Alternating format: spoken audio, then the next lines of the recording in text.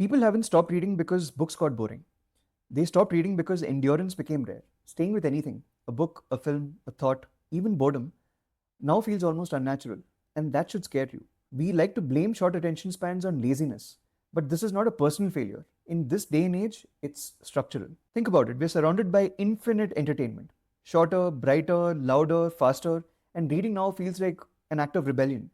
Reading is dying, but thank God books are not. And I think movies will be next. And why? Because they demand something most people are completely losing: the ability to stay. Every future era will be defined by just one thing: how long people can sit with something, a conversation, a problem, a relationship, an uncomfortable idea, and maybe even boredom. Attention was not always a commodity.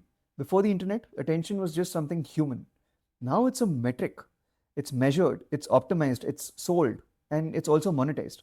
Your ability to focus has been quietly stolen for economic growth and wealth creation.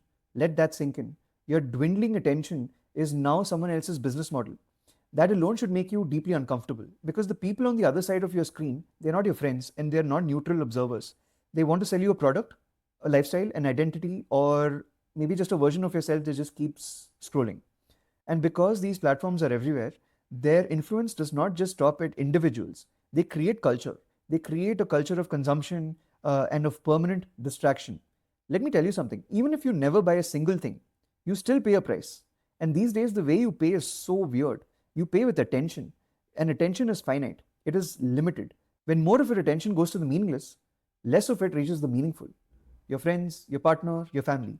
Social media does not just cost time, it quietly drains presence. Companies don't just compete for your money anymore, they compete for your nervous system. They reach into the deepest and most sacred part of your brain and completely hold you hostage. When they pull, you get pulled. When they push, you get pushed. Your attention becomes their entry point into your system, your beliefs, your desires. Not because they exist, but because you allow it. Yes, you. Now, this is not a tragedy yet. You are not helpless. Books still exist. Silence is still something you can access. Thinking independently is also something that you can do. Because if you're truly literate, not just able to read words, but able to think independently, you will find a way back. So, why should you read? Not for productivity and not to optimize your brain. Read to develop a spine, a voice. Read so that you're not moved by every loud voice and opinion. Read so that your will is stronger than that of tech companies. Read to build an inner life so rich that short form content becomes a curiosity and not an addiction. Because without an inner life, you are incredibly easy to manipulate. And if you must use social media, and most of us will, don't enter it casually. Enter it like a trained observer, cold, deliberate, suspicious.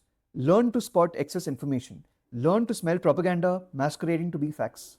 Because when information becomes endless, manipulation is hiding in plain sight. The narratives online are designed to keep you angry, afraid, almost tribal. This is what is called polarization. Now, racism can grow louder, performative kindness is rampant on social media, and political correctness is everywhere. And all this is a quest for power, not truth. So, the message you should take away is that the chase for wealth and the chase for power share the same single goal: to capture your attention. Only good judgment can protect you from that, and a certain determination.